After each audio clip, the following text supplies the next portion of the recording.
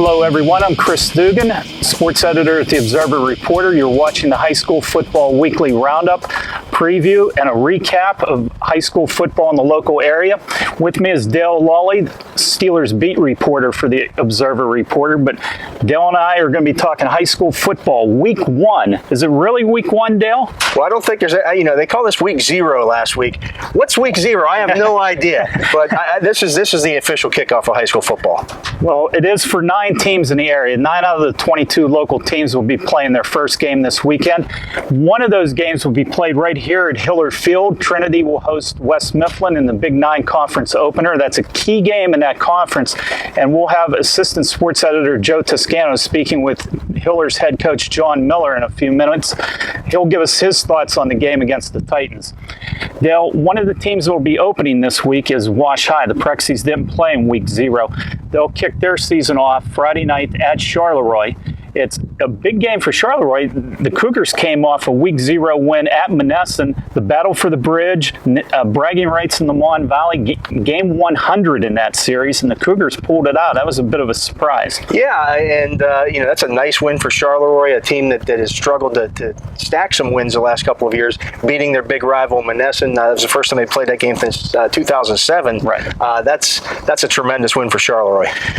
Wash High will also have to go into an atmosphere that's going to be celebratory, I guess you could say, at Charleroi. They're naming the stadium Myron Patio Stadium. They're naming it after the legendary player at Charleroi who went on to play 11 seasons in the NFL, played in Super Bowl VII for the Washington Redskins. So that should be a good scene down at Charleroi. The best game this week, I think, might be just over the Washington County border into Allegheny County. South Fayette is hosting Mars. Mars comes in. They were a AAA semifinalist last year. I saw them really manhandle Ringgold in the playoffs last year. Mars won its first game. South Fayette won its first game, had an impressive win over Central Valley at home. That was home win number 24 in a row for South Fayette. Can they make it 25? I think they can, Chris. That's a solid team. They beat a good Central Valley team, another AAA semifinalist last year. Well, Central Valley went to the final. Yeah, and so, I mean, you're looking at the South Fayette team. They're making a jump from AA to Quad A, but it doesn't seem to affect them. They just keep rolling. What they do offensively is so different from what most other teams do that there's such an adjustment there that I just don't think teams are ready for that offensive attack. One game I'm looking forward to is the season opener for Burgettstown at Hill Memorial Stadium. Burgettstown will be hosting Frazier. Frazier gave McGuffey a very good game Saturday at North Allegheny. It was a 10-point game. Burgettstown is supposed to be improved. It had a very good scrimmage we hear against Fort Cherry last weekend. Can the Blue Devils start off 1-0? It's all on Brad McLaughlin, their quarterback. 1,000-yard passer last year, had some big games. If he can get some passing yards, some time to pass, he can pick that defense apart for Frazier. It should be a very good game. One of the scores that really caught me by surprise last weekend was California handled Brownsville. It was a 40-point win for California, actually more than 40 points. California's playing at Fort Cherry. That could go a long way in getting California a half-decent spot in the Tri-County South. Yeah, and I look for California to handle Fort Cherry in that game. I was very impressed with what they did in that game against Brownsville. I thought Brownsville would be a closer game than that, and obviously California's they're looking to show that they're for real. I'm still debating on that one. I'm not sure who I'm going to pick in that one. I was leaning toward Fort Cherry till we heard about the scrimmage the Rangers had against Burgettstown last weekend. Another big game in that Tri-County South is Carmichaels plays at Monessen. Can Monessen bounce back? Man, I'll tell you what, if Monessen starts 0-2 with losses to Charleroi and Carmichaels, the natives are going to be restless down here. Joe Salvino, he might want to have he'll have his team ready. I really believe he'll have the team ready to play. Can they beat Carmichaels? That's got to be the question. Carmichaels is supposed to be vastly improved this year. Might lack a little bit in team speed, but they have a lot of experience, and they're going to be a contender for that conference title. Now, we told you that Trinity had a very important game for week 1.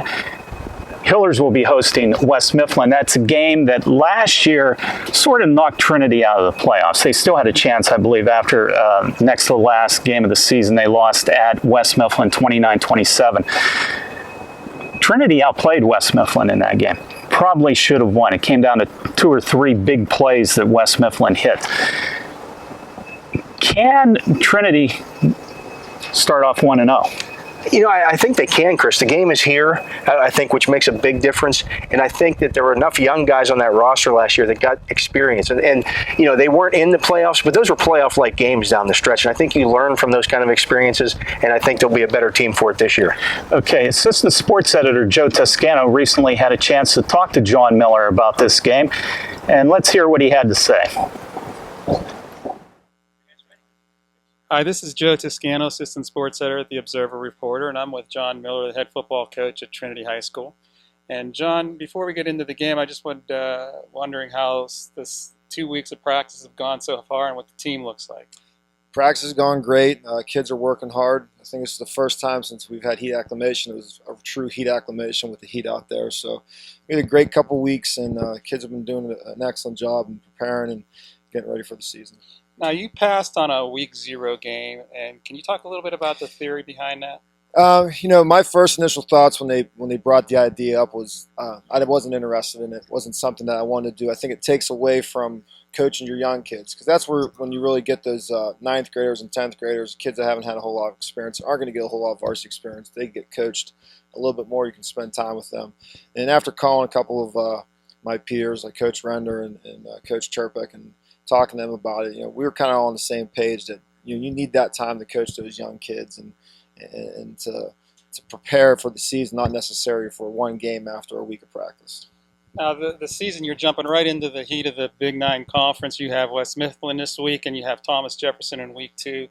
What have you told your kids about these first 2 weeks of the season? Well, you know, it's the same focus. We're going to work at one game at a time. West Mifflin's a huge game for us because it's the next game in line. And you know, the kids realize that they're the 2 most experienced teams coming back. The West Mifflin game came down to a couple plays that we probably could have won that game, pulled it out at the end there. So it should be a great contest, and you know, Thomas Jefferson's the best team in 4A. So we'll have our hands full when we get them next week. Now, in the past, 2 years ago, or last season, you had a pretty decent game against West Mifflin. You've played them tough. I think you've beaten them 4 times over the last 9 years. Is this a team that you've just played well against, or you know, is there just something between the 2 teams that brings out the best in you? I think it's a little bit of both. When you talk to the West Mifflin people, they enjoy this game. They get excited for this game as well as our kids do. From Ed Dalton through Ryan Coyle and now to me, Trinity's played West Mifflin really tough.